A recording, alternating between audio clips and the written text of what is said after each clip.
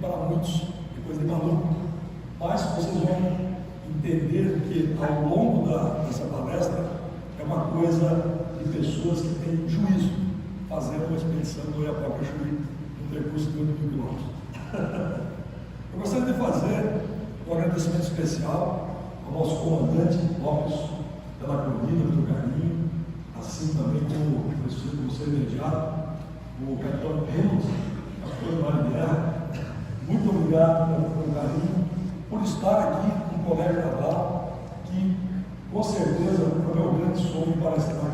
Muitíssimo obrigado. Gostaria de fazer um agradecimento também especial à minha companheira de remada, Carmen Lúcia da Silva, nossa grande remadora aqui da região do Rio.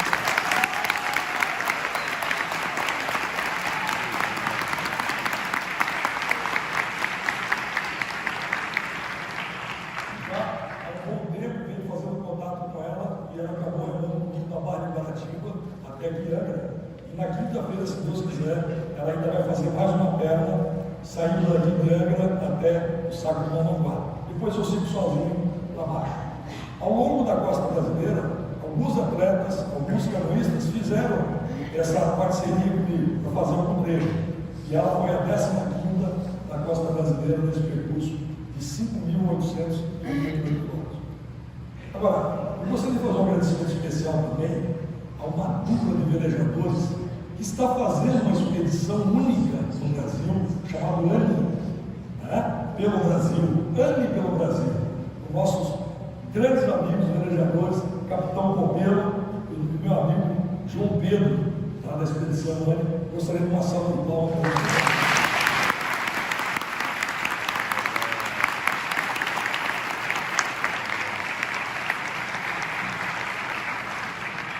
Obrigado a todos. E não esquecendo também, né, do nosso amigo Paulo Servo, dos Manáuticos, que está lá torcendo para a gente, né, e está sempre dando uma força para o esporte náutico brasileiro. Que, aliás, nós estamos, apesar de engatinhando nesse país nas modalidades esportivas, agora a gente tem um pouquinho mais, né, de olhos para os nossos esportes náuticos na costa do Brasil. E é irônico dizer, né, que o Brasil nunca teve um apoio tão eficiente, né, numa costa que tem 8.000 quilômetros, né, principalmente nos esportes náuticos, né, a vela e tudo mais, não é verdade? Gente, é uma empreitada, que vocês vão entender agora o que significa.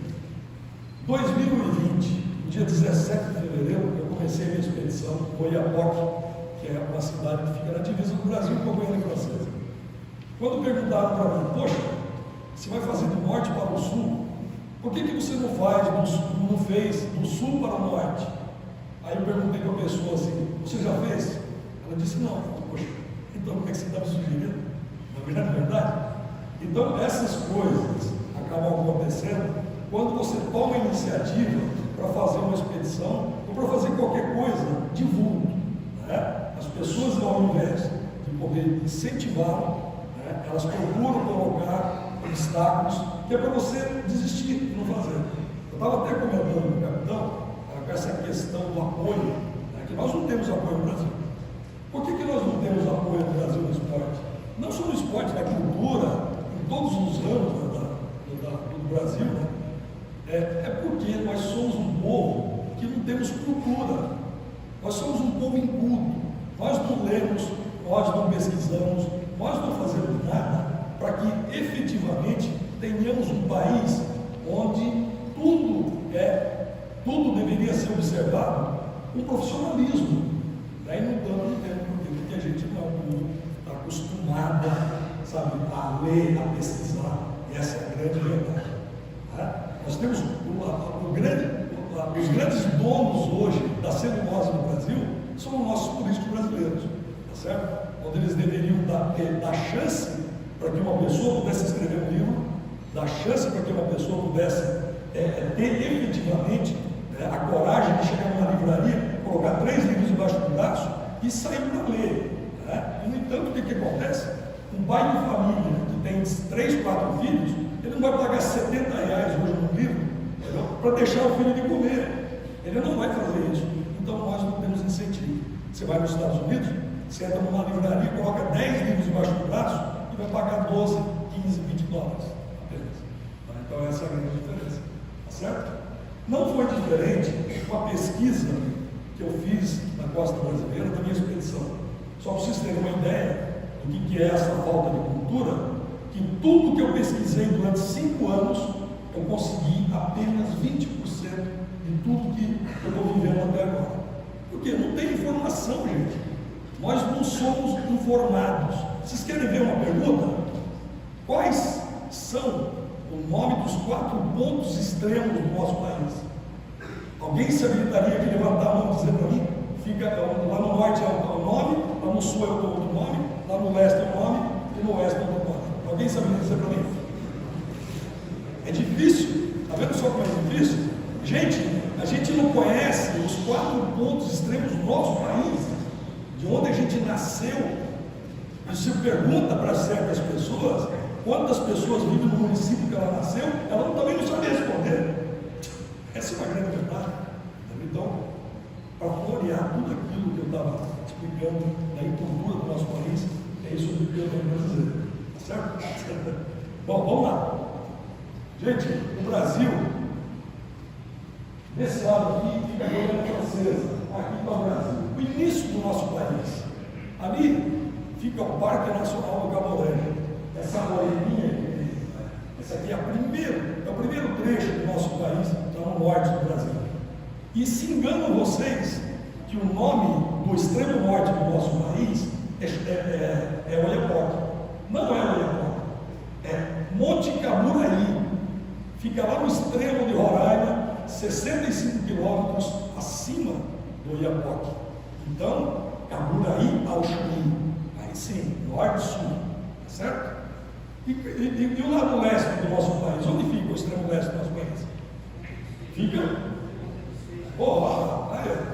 Comandante Reynolds, a ponta dos Seixas na Paraíba, e o lado oeste é a nascente do rio Moa, que fica no Acre. Então agora todo mundo já sabe. Caburaí, Chuí, ponta dos Seixas, nascente do rio Moa. Olha que maravilha. Só sair daqui sabendo os 4 extremos do nosso país. Muito bem. Gente, quando eu cheguei no segundo dia, isso aqui é o rio Oiapoque. Na segunda noite eu dormi nesse pontinho que chama-se Guanari, do lado francês. Porque do lado brasileiro é tudo cheio de lama. Isso aqui tudo é mangue. E afunda apenas na altura da cintura. Não tem como você falar, eu vou remar umas 3 horas e vou dar uma paradinha para descansar. Não tem como fazer isso. O que acontece? Você rema 10, 12, 13 horas sem sair de dentro do caiaque para poder encontrar um ponto que, no meu caso, por exemplo, foram os barcos de pesca corados ao longo da costa do Amapá. Aí sim, aí eu tive local para poder ficar. Se não fosse dessa maneira, eu ia ter que me desdobrar, me enrolando no plástico, entrando dentro do mangue para poder passar a noite e continuar a minha expedição. Aí sim, aí a coisa ia complicar bastante. E eu tive a grande sorte de poder contar com os barcos de pesca da costa do Amapá, que eles pescam ilegalmente. Sabe por quê? Na costa do Amapá, aqui, é proibido pescar numa faixa de 20 milhas, ou seja, 40 quilômetros da costa. E é exatamente onde eles pescam. Vocês percebem como são as coisas? E aqui, o Parque Nacional do Cabo Verde, ele só tem um gestor do parque, Ricardo Mota Pires. E tem 2 guardas-partes, que agora não se chamam mais guardas-partes, eles são brigadistas. Então, gente, como é que podem 3 pessoas tomar conta de um território do tamanho de um país? Isso é impossível. Isso só acontece no nosso país, não é verdade? É uma região selvagem, é uma região extremamente complicada. Entendeu? Então, isso tudo, o brasileiro, o governo brasileiro, o governo federal, precisa tomar um pouquinho mais de consciência e tomar mais conta dessa região aí, que é uma região vulnerável. Tá? Ela pode ser atacada a qualquer momento. É claro que daí a Marinha não vai deixar, tá certo? Bom, quando eu coloco essa setinha de 1,5 km aqui, eu venho remando aqui, eu não ia dar essa volta remando, eu tinha que dar a volta lá por cima 1,5 km, no máximo aqui no mínimo de 400 metros e descendo a costa brasileira. Ou seja, eu tinha 1,5 km para dentro para remar por fora da zona de lama, né, de mangue. Então não dava para chegar e falar, vou guardar aqui. Quando eu fiz a pesquisa, eu peguei o mapa, e o mapa é uma coisa maravilhosa, né? O mapa é tudo que você pega e você fala assim, poxa, olha que coisa legal, lindo, mapa bonito, não é mesmo, capitão? O mapa ele não tem cheiro, ele não faz barulho, mas vai lá para você ver só a pancada que é isso. Não é verdade? Vamos lá para frente. Tudo bem. Aqui está o Oiapoque, 70 quilômetros. Você chega a Guarani, você entra aqui na Baía do Oiapoque e faz essa curvinha. Essa curva aqui do Parque Nacional do Cabo Grande significa que o fundo de lama e a amplitude de maré dessa região é de 4 metros. A maré, ela sobe 4 metros e abaixa 4 metros. Quanto é, aqui na região de vocês, de Angra dos Reis, quanto é a amplitude de maré aqui? Quanto? 3, 4, 1,30 m. Lá são 4 metros. Como o fundo é de lama, as ondas sobem altas e amortecem, elas esparramam, não fica aquela onda volumosa, porque o fundo é de lama. Em compensação, na ponta do Cabo Caciporé, até chegar ao Cabo Norte, o fundo é de areia. E aí a amplitude de maré também é de 8 metros. Uma das maiores amplitudes de maré do mundo. Contando que, do lado de fora da ilha Maracajipioca, foram registradas no ano de 2020 por pesquisadores dos Estados Unidos a amplitude de 11 metros de maré. Uma das maiores do mundo, que fica aqui no nosso país. Tá? Então, esse trecho aqui, ó, daqui do Cabo Caciporé, quando eu remei daqui do Oiapoque, eu cheguei remando até aqui uma semana. Depois, eu fiquei 2 dias descansando no Parque Nacional do Cabo Grande, eu dei a sequência para cá. Quando chegou aqui no Rio Cunani, que é ali na direção mais ou menos do Rio Calçoene, Cunani, os caras disseram assim para mim, olha, aí você vai sofrer. Aí as ondas batem forte. E aliás, essa coisa de nomenclatura, é engraçado que eles falaram para mim, olha, você vai pegar umas maresias muito fortes aí, viu? Eu falei, maresia? O que é maresia? Maresia eu gosto, né? Aquele cheirinho do mar, não é isso? Não é isso que vocês conhecem, maresia aqui? Não, lá é onda. Lá é uma coisa, sabe, pega feio. Então, esse trecho é um trecho bem complicado de passar. Na frente. Bom, eu fiz um vestibular aqui pessoal, desse trecho aqui, médio, complicado aqui até eu marcar e perigoso nesse trecho aqui. Por que eu digo perigoso? Porque nesse balcão de forma aqui, ó, aqui no sul da ilha Maracajipioca, ela corre a correnteza ali no dia de lua cheia normal na ordem de 20 nós de velocidade, correndo na superfície. Tá? Por quê, gente? Porque o estado do Amapá é um estado que recebe as correntes de ventos pelo norte e incide nessa costa e dissipa na foz do Rio Amazonas para o mar aberto. Então, essa parte é muito perigosa. A maré quando bate aqui e forma 8 metros de amplitude de maré, elas formam barrancos de 15 a 20 metros de altura. Isso quando a maré está lá embaixo. Como é que você faz para chegar com um caiaque desse tamanho que é o meu caiaque, carregado com 50 quilos, para você puxar esse caiaque lá para cima, para se abrigar? Gente, é muito complicado, muito complicado. Aí pergunta assim, mas como que você fez? Eu tive a grande felicidade de ter apoio da Ilha Maracajipioca, do ICMBio, tá? Que é o órgão que toma conta da parte ambiental dessa região. E aí sim, eu tive o apoio de barco, tá? Eles me levavam na costa do Amapá, eu remava uns 50 quilômetros, voltava para a base. Remava 50 quilômetros, voltava para a base. Na terceira vez eles falaram, tchau, agora é com você. E aí eu dei sequência da minha expedição, exatamente quando chegou no Cantinho Norte. E aí eu fiz esse trecho todo, entrando no Rio Sul. Tá? Então, é muito punk essa parte. Se não tivesse a ajuda do CNBio, aí eu ia ter que sofrer fazer, da mesma forma. Tá? Eu passei foi no terceiro distrito, é de Natal, né? Terceiro distrito. O vice-almirante Boriac falou para mim, quando você chegar no Cabo Calcanhar, olha lá, você tome muito cuidado, porque lá você vai sofrer muito.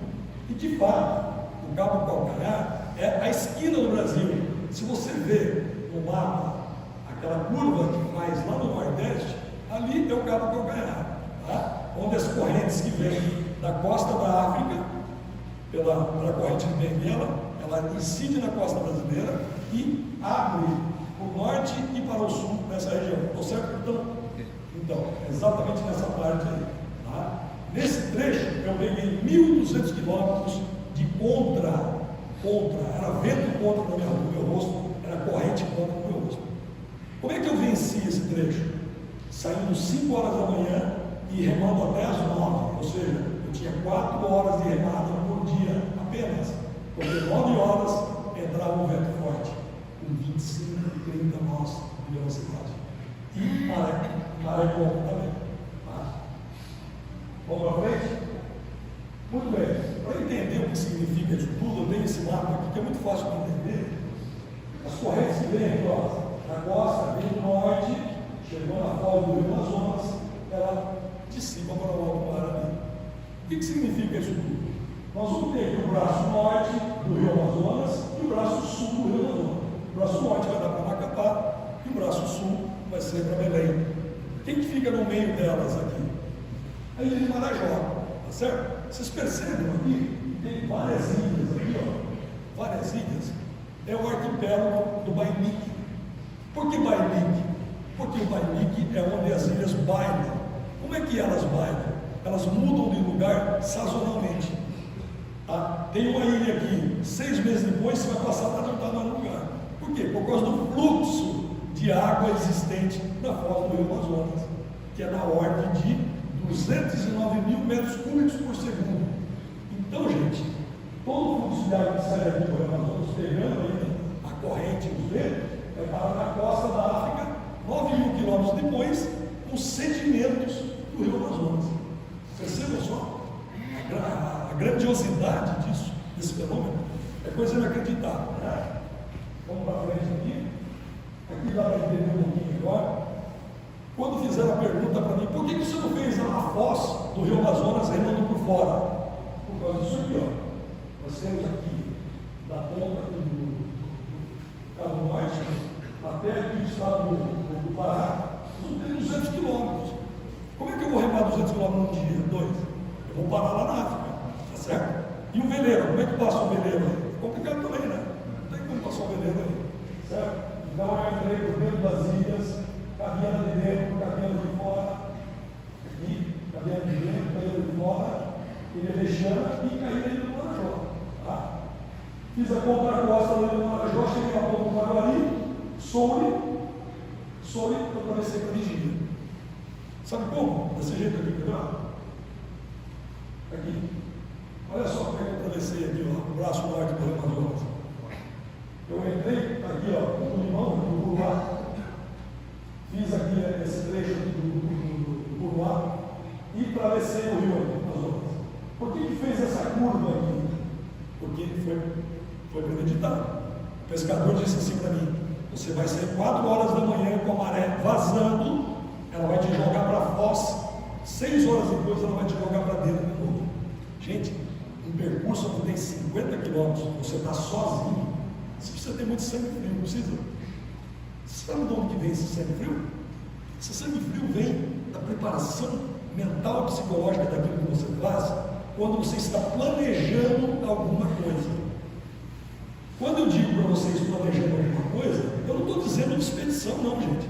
Eu estou falando no teu trabalho como profissional, estou falando na sua casa, com a sua família, no seu dia a dia, no lazer. E aí você tem que fazer o seguinte: planejar. Sabe como planejar? Planejar não aleatoriamente, planejar sempre colocando algo que possa acontecer durante aquele planejamento seu. E não é coisa boa, não, gente. Não faça planejamento, não, aqui vai dar certo, ou ali vai ser maravilhoso, lá vai ser lindo, porque não vai funcionar. Porque o que faz o que impede as pessoas de fazer as coisas? São os obstáculos. Então, quando eu fiz o meu planejamento, eu disse assim: eu vou ficar à deriva em alto mar de noite, um jacaré vai dar uma mordida no meu caiaque, um tubarão vai me atropelar, tudo isso eu coloquei dentro do meu projeto.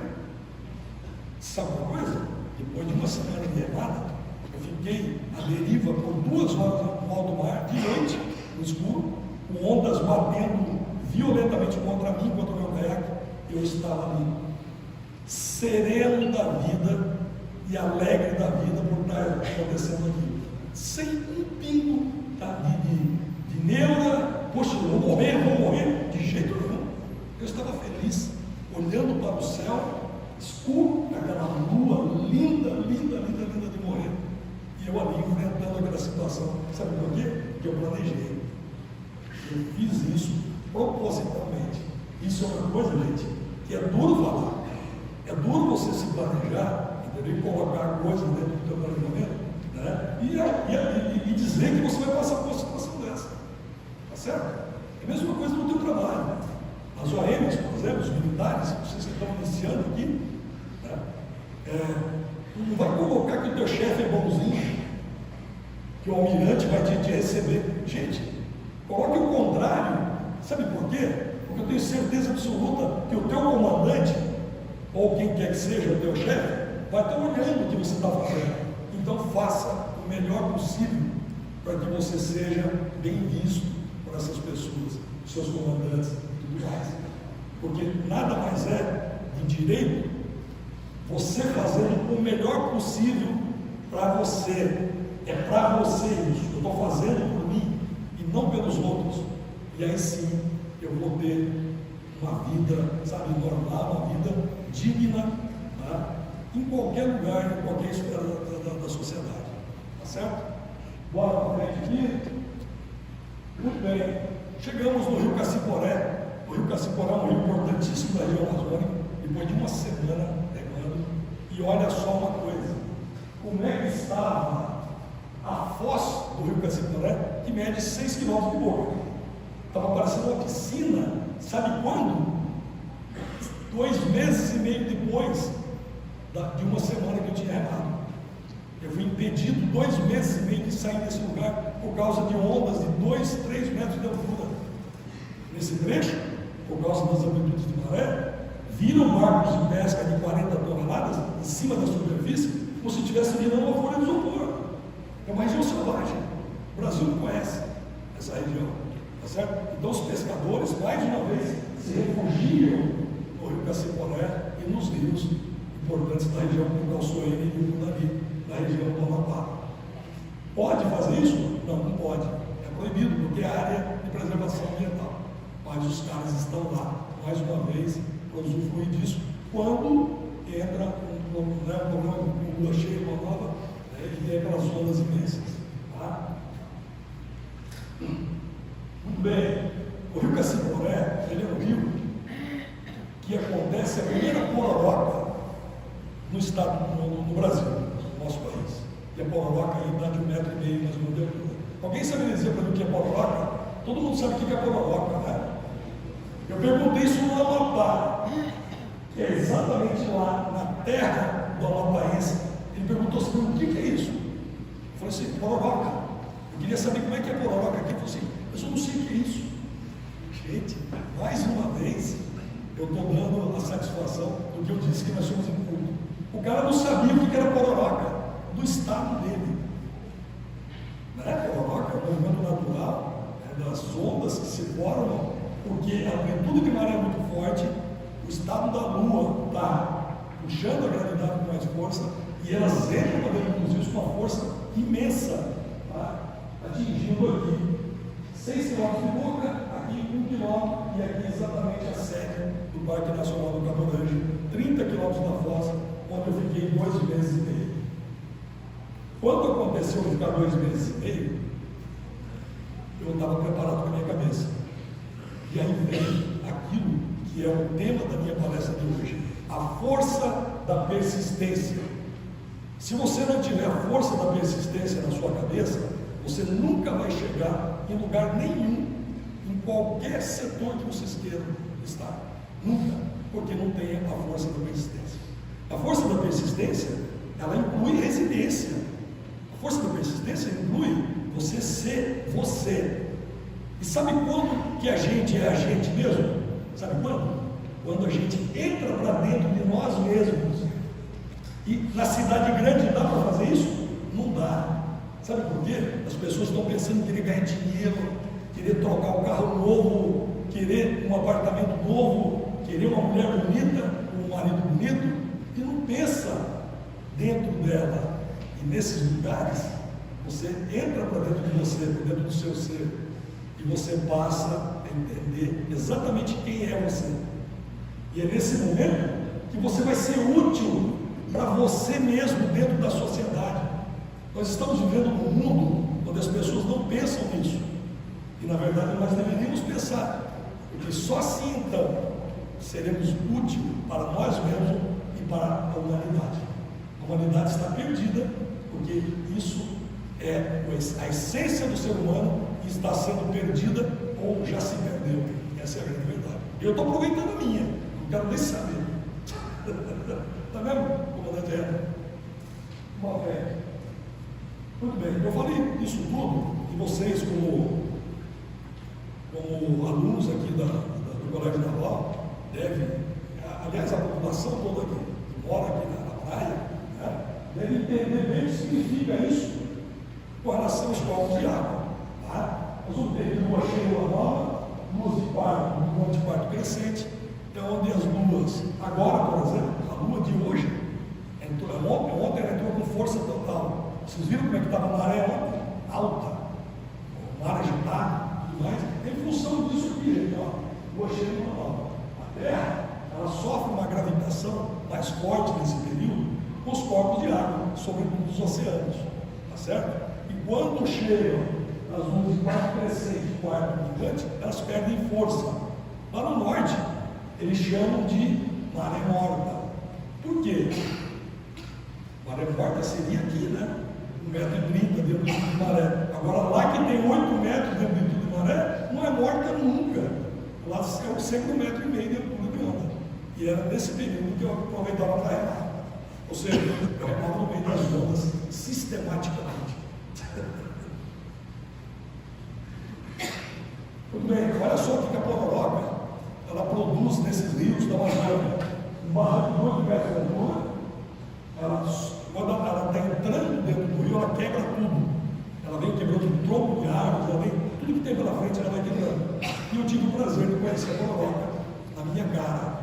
Ou seja, não com caiaque, mas eu fui com um barco de pesca, onde o pescador já tinha a devida experiência de correr com o motor na frente dela. E graças a Deus deu tudo certinho, não tive problema nenhum. Olha só o tamanho da Pororoca quando ela forma uma onda no Rio Amazonas. Percebe? Isso aqui é uma parede de água, 3 metros de altura. Uma onda dessa te pegar de cara, se ela não quebrar na pancada, beleza, você passa ileso.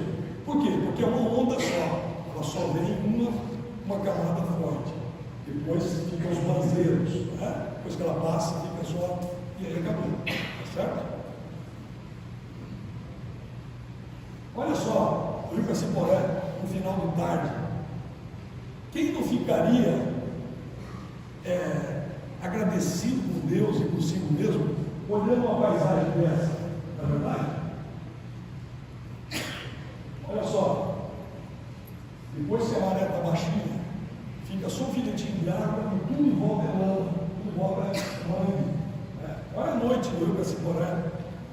Naquele momento, você vai lá para dentro do rio, você começa a conversar com Deus, ou com quem quer que seja, ou com aquele santo que você acredita, e diz assim: meu Deus, isso é um paraíso, isso é exatamente o que nós precisamos, e era exatamente aquilo que eu precisava dentro da expedição. Era um momento de paz, era um momento para me conhecer, e não foi nunca, jamais, um momento de dizer: poxa, a minha expedição acabou, eu vou voltar para minha casa. Nunca. Por isso que vocês me perguntam: poxa, o senhor sentiu dificuldade alguma vez e quis desistir da expedição? Eu nunca, jamais. Como é que eu posso desistir de um lugar desse? Né? Essa é a verdadeira comunhão do ser humano com a natureza. E nós precisamos e procuramos esse momento dentro dos grandes centros. Vocês imaginaram? Sair um finalzinho de tarde ali no Bonfim, dar uma olhadinha para a praia, Se na pior das hipóteses, você vai ver a carne lá. Não é verdade? Vamos aí. Muito bem, gente. A vegetação da floresta amazônica é uma vegetação totalmente única, tá certo? E vocês aqui também, na região de vocês, tem um mangue. Tem um mangue, né? Qual que é a cor do mangue de vocês aqui? Predominância. O mangue é amarelo ou vermelho? Aqui o amarelo, né? Que predomina. Esse aqui é o mangue preto, ó, chamado siriúba. Ela dá uma árvore de mais ou menos 20 metros, 15 metros de altura. Esse aqui é o mangue da região amazônica, é o mangue preto, que é a siriúba. Elas são umas árvores lindas, enormes, que formam aí todo o sistema de transição entre a parte mais seca e a parte úmida da floresta. Ilha Maracá-Jipioca. Daquela pontinha até chegar aqui embaixo são 36 quilômetros. E se você pegar essa pontinha até lá, 16 quilômetros. Isso tudo aqui, ó, aqui na boca do rio Amapá, até chegar aqui, 22 quilômetros. Eu vim remando. Quando eu cheguei na boca aqui do rio Amapá, que eu parei para esperar o pessoal do CDB me buscar, eu falei assim, caramba, cadê a Ilha Maracá-Jipioca? Quando ela tem 36 quilômetros e eu não estou enxergando a ilha. Você sabe por que isso? Porque a Ilha Maracá-Jipioca é uma ilha rasa, não tem vegetação, não tem morros, né? E ela fica exatamente na linha da água entre o céu e o mar. Você precisa forçar a tua visão, o tempo precisa estar bem clarinho para você poder enxergar a Ilha Maracá-Jipioca. Por quê? Ela fica 22 quilômetros do continente. E vocês sabiam de uma coisa? A Ilha Maracá-Jipioca, milhões de anos atrás, fazia parte do continente. Isso foi aberto, certamente por alguém, um canalzinho. Vamos abrir um canalzinho aqui. O negócio foi abrindo. Porque as correntes que vêm no norte são muito fortes nessa região, elas romperam e aconteceu a Ilha Maracá-Jipioca. No ano de 2020, na minha passagem por lá, a Ilha Maracá-Jipioca estava sendo pesquisada por norte-americanos e chegaram à conclusão de que a Ilha Maracá-Jipioca, quando ela fazia parte do continente, lá era fundo de um grande lago. Porque os sedimentos da Ilha Maracá-Jipioca é tudo de lama, é tudo do fundo de um grande lago. E ela é cortada na porção norte com um igarapé chamado Igarapé do Inferno. Dá para saber mais ou menos por que isso? Porque 4 tipos de insetos te atacam lá, chegando. Carapanã, que é o pernilongo, maruim, que é esse que queima na pele, depois tem o bugigó, uma mutuquinha preta que espanta até búfalo para dentro do rio, e depois aquela mutucona amarela, que é que vocês têm por aqui também, ela vem grandona assim. 4, elas te atacam simultaneamente. Se você tiver problema de pele, qualquer coisa, você vai morrer na hora, porque elas vão te atacar simultaneamente. Por isso, então, ficou conhecido pelos pescadores da região como Igarapé do Inferno. E o seminudo tem uma base bem aqui na entrada do Igarapé do Inferno. Essa porção norte da Ilha Maracá-Jipioca é uma porção que o ICMBio até só me liberou depois de uns 5 meses que eu saí de lá, a estatística de onça no Brasil. Aqui naquela ponta tem 13,3 onças para cada 100 km². Ou seja, você abre a janelinha no fundo da cozinha da base do ICMBio, você vê as onças tudo no quintal, andando satisfatoriamente. A maior calma do mundo. Tá? Então, quer dizer, um local bem selvagem. Né? Então, a Ilha Maracá-Jipioca acontece aqui no sul dela, a segunda pororoca mais assim, icônica, né, da costa brasileira, que é a pororoca de 3 metros de altura que existe nessa região aí. Por quê? Todas as correntes que forem forte aqui, ó, ela bate nesse banco de areia, mas ela dá a volta por fora e sobe o sul ali da Ilha Maracá-Jipioca. O que acontece? Eu estou dizendo o que para vocês? Ilha Maracá-Jipioca. O que é Jipioca? Jipioca é uma ilhota que tinha aqui embaixo e que a pororoca já varreu do mapa. A Ilha Maracá, com certeza daqui a alguns milhares de anos, ela também vai desaparecer. E detalhe, a Terra também vai desaparecer. Não é. Nós não vemos isso, obviamente. Tá? Mas a gente vive num trecho, né, da galáxia que um dia a Terra vai desaparecer. Tá? E vivemos todos nós num pontinho, olhando o universo, um pontinho desse tamanho, assim, azul, que chama-se Terra. E dentro desse pontinho azul, você percebe que existem pessoas de nariz empinado, de pessoas que só usam pulseira de ouro, pessoas que querem ser mais que você. Dentro desse pontinho, o que nós somos perante o universo? Sabe o que nós somos? O subtreco do subtroço. Já dizia, né, Mário Sérgio Cortella, nosso grande filósofo. Vamos lá, Maria.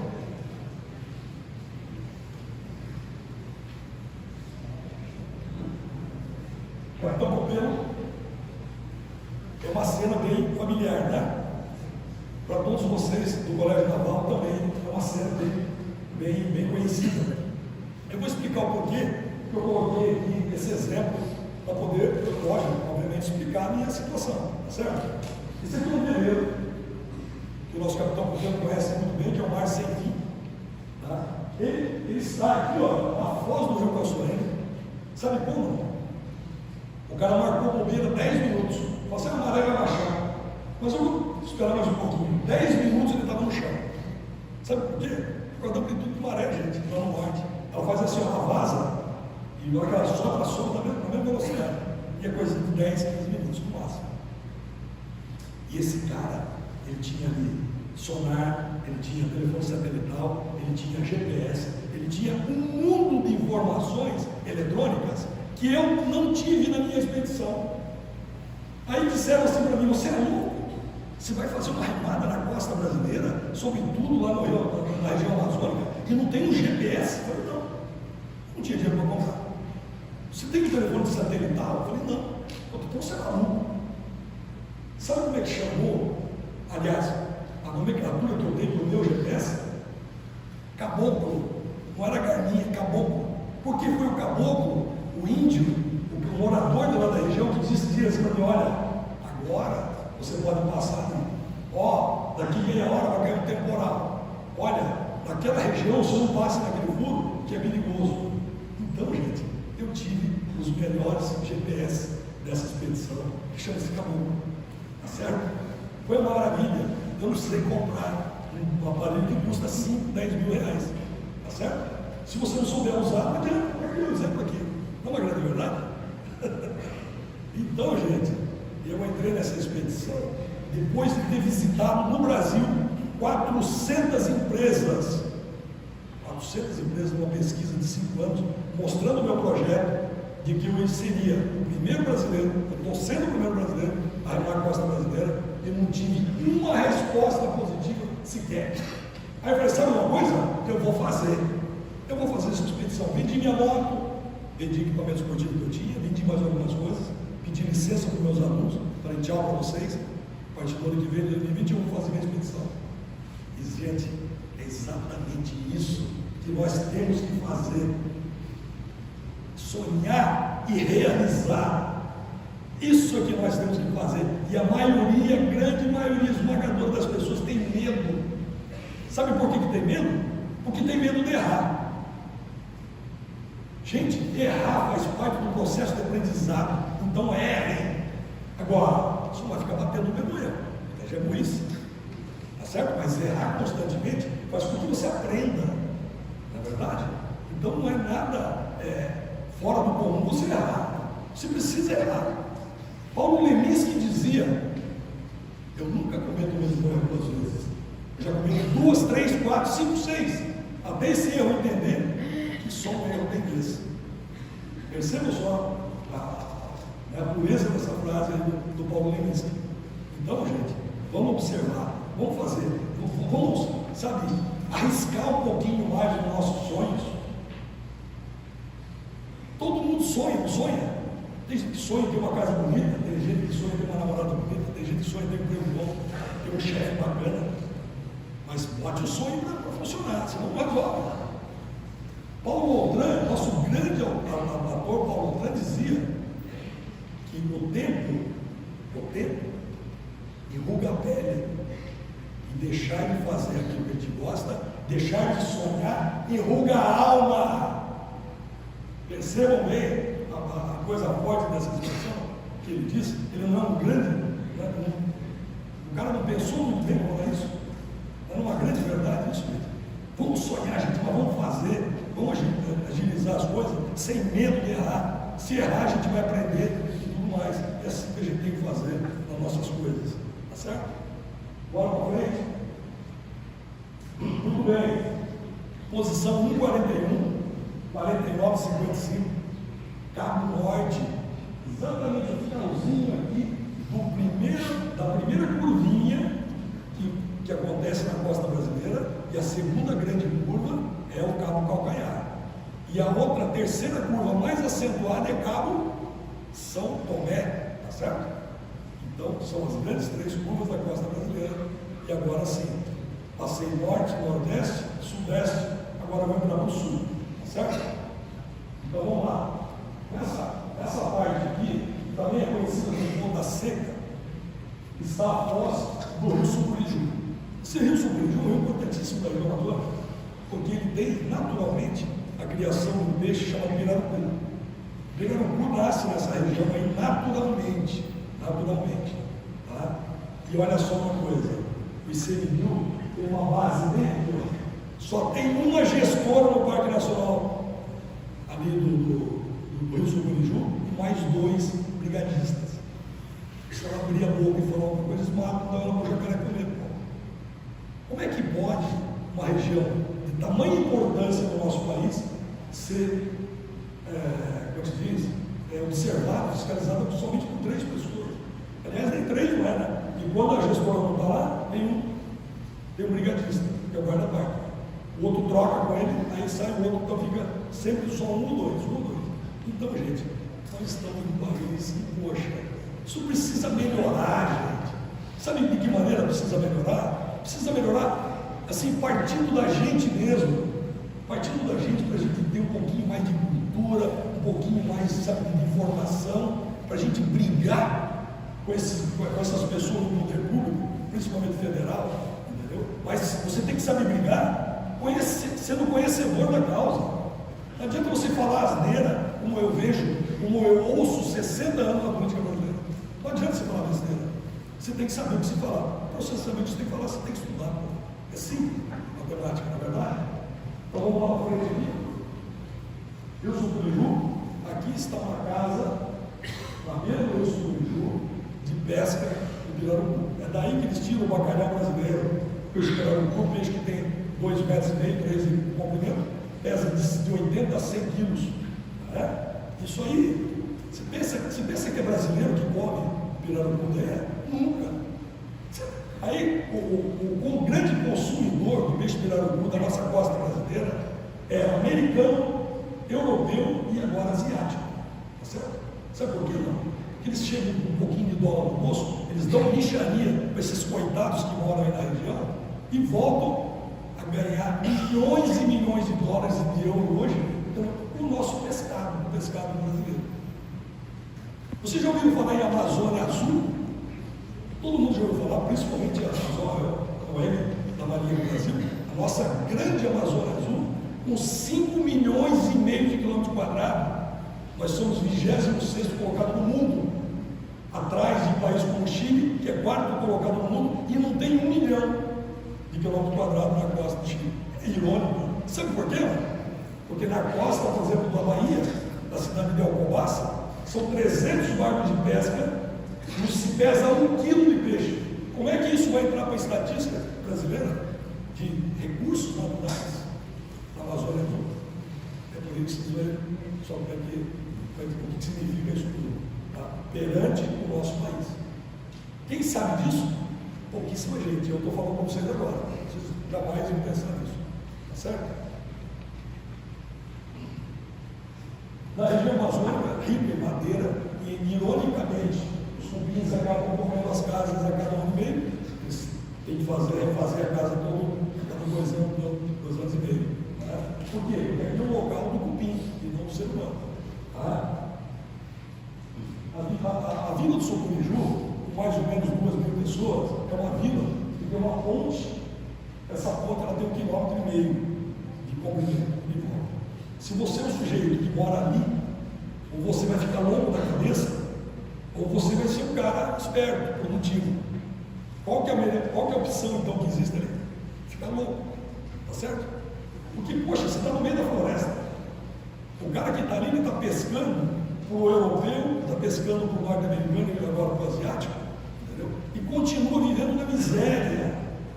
Continua vivendo na miséria, porque eles não conseguem ser cultos suficientes para cobrar isso. Sabe de que maneira? Eu disse para eles, numa reunião, olha, fechem a pesca do Pirarucu aqui durante 2 anos, e vocês vão ver só como esse quadro vai mudar. Levantou um cara no fundo da sala e disse assim: o senhor está maluco, nós vamos morrer de fome. Eu disse assim: como que o senhor vai morrer de fome? O senhor está numa região rica em peixe, rica em caça e rica em frutos da Amazônia. Então, meu amigo, você está falando besteira para mim.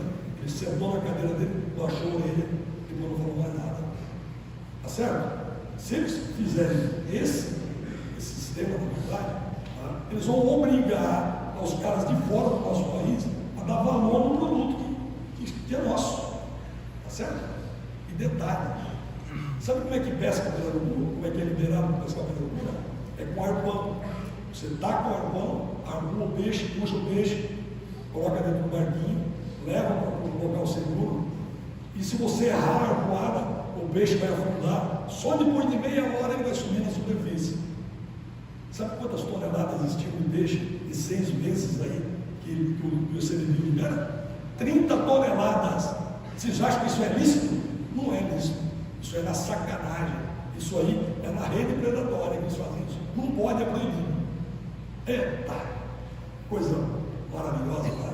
Isso tudo, gente, é por falta de informação, por falta de ser culto, tá certo? Nós vamos acabar com tudo que a gente tem, sobretudo os moradores da floresta amazônica, tá? Que índio lá vende todas as suas terras e depois dizer: branco está acabando com as nossas terras, e eles vendendo toda a madeira, tá, para o mercado negro. Tá? Isso está estampado, gente. Em tudo quanto é reportagem dentro do Brasil, vocês veem madeira saindo do Rio Amazonas, assim, a milhões de metros cúbicos por dia. Então, isso é uma grande verdade. Nós temos que tomar cuidado com isso. O Brasil é nosso, o Brasil não é do nosso governante. Um dia a gente botar a coisa para funcionar, aí sim nós vamos ter um país digno. Caso contrário, esqueça. Olha só, essa região do Sucuriju é uma região que ela chove 6 meses e fica 6 meses seca. Então eles têm bastante recipientes para guardar água armazenada. Quando isso falta no verão, a Marinha do Brasil vai lá com barco, distribui 30 litros para cada família para passar uma semana. Como é que pode você usar 30 litros de uma família com 4, 5 crianças? Sabe o que acontece? A mulher coloca um pouquinho de água amarelinha, prepara o alimento. Se sobrar um pouquinho, ela se banha. Se sobrar mais um pouquinho, ela faz um mingau, alguma coisinha nesse sentido. E o que nós fazemos nos grandes centros? A gente entra no chuveiro, abre o chuveiro com a música do Roberto Carlos e fica lá. Bah! E a água caindo. Na verdade, o grande exemplo de desperdício de água estão nos grandes centros. Ou seja, nós não sabemos lidar com os nossos recursos naturais. E aí quando ele diz assim: mas eu pago por isso, ele está enganado, porque se ele economizasse, todo mundo economizasse, ele ia ter um volume de recursos naturais disponíveis, entendeu? Eles iam baixar preço, eles iam fazer um monte de coisa, e nós vamos acabando elevando isso. Tá? Dentro dos veleiros, por exemplo, se tem uma bombinha, para você, se aperta a bombinha na água, a chiquinha tira o pé, para de fazer água.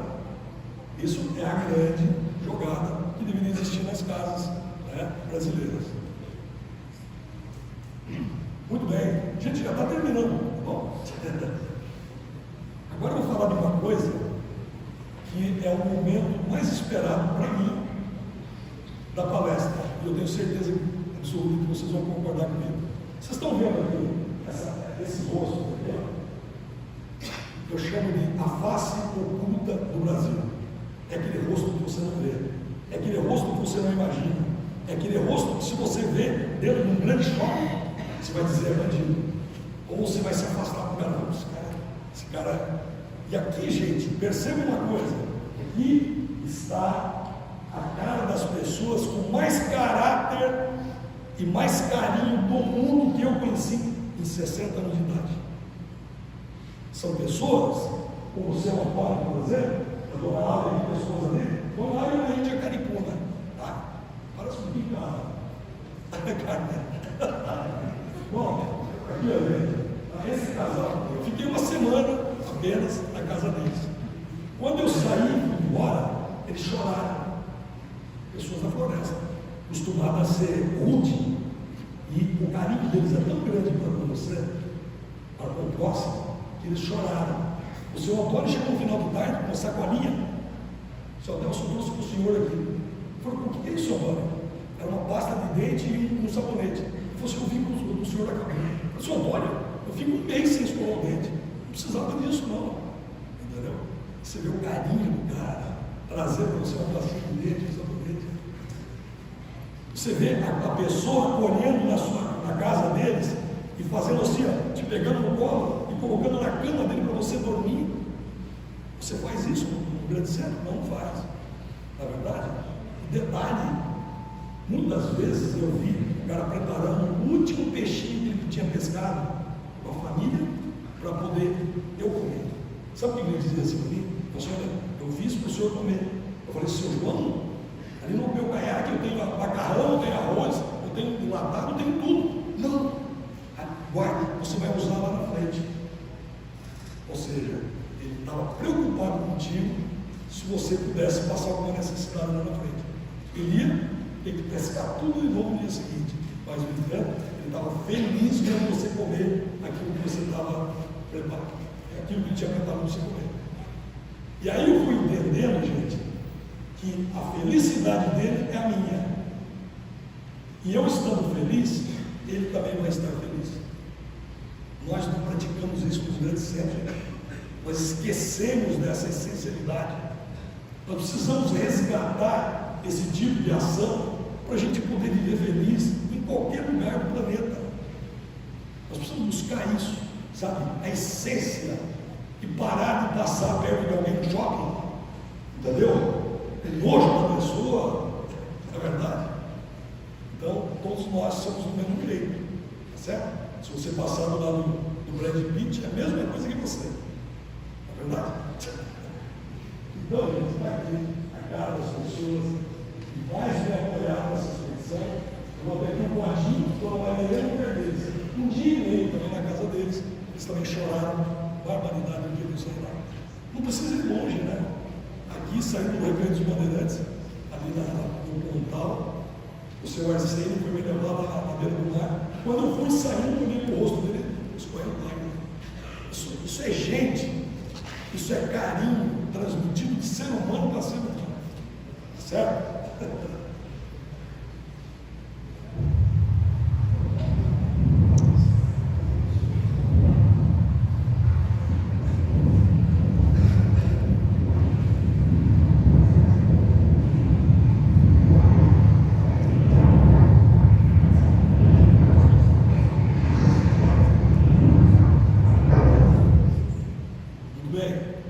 Saindo do estado do Amapá, passando pelo Pará, você entra no estado do Maranhão.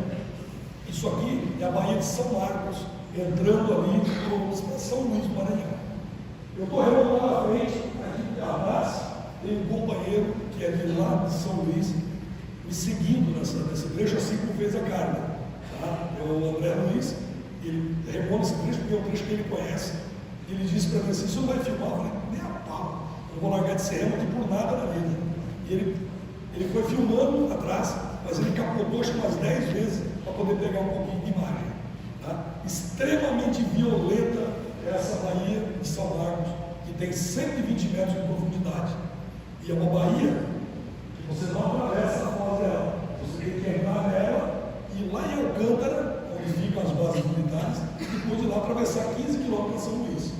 Essa foi a grande jogada também, né, para poder atravessar a Baía de São Marcos. Tá? Depois, Obviamente que depois do Maranhão para baixo, eu tomei bastante pancada, até chegar para o estado do Ceará por ali, aí deu uma melhorinha. No estado da Bahia também andei tomando umas pancadas bem fortes de onda, e depois só alegria, né? De Maceió para cá, foi quando eu olhei a primeira vez no aplicativo e vi o aplicativo mostrando assim, Nordeste, aí gente, ufa! Na verdade, só ali eu vi Nordeste, que antes era tudo Norte, tudo vento na minha cara, corrente na minha cara. Nordestão, vento nas costas, eu vi embora em Tauíde, um trecho da costa brasileira. Tá? Eu não vou falar nessa palestra de hoje sobre Maragogi, eu não vou falar sobre Jericoacoara, eu não vou falar sobre praias conhecidas do povo brasileiro, porque não tem necessidade. O que tem nesses lugares? Praias lindas, maravilhosas, mas que também é mal divulgado, porque só mostra a praia. Tá?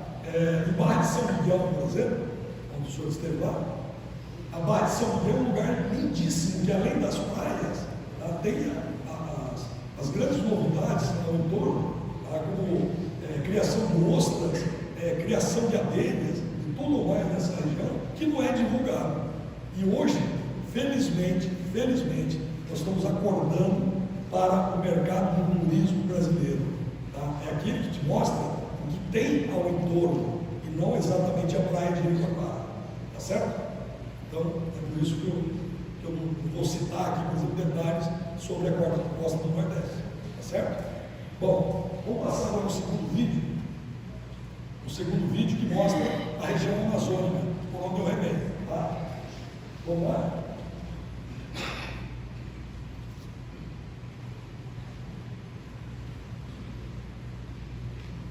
É o último vídeo agora. Mais um.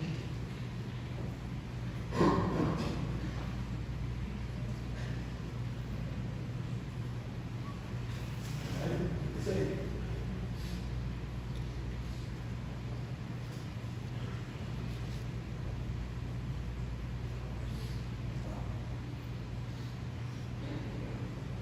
Problemas técnicos, por enquanto.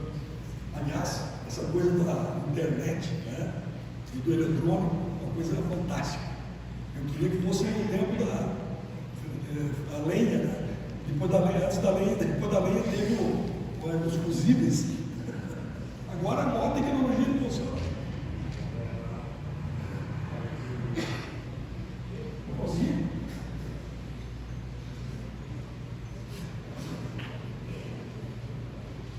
Isso. Exatamente. Pode acontecer. Vamos lá, bem para começar isso.